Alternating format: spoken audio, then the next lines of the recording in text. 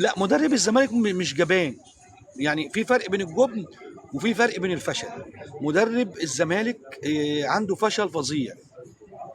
ماتش الجونه وماتش المقاولين كل ده مدرب مش لعيب على فكره يعني. الزمالك عنده كارثه حقيقيه بيعملها.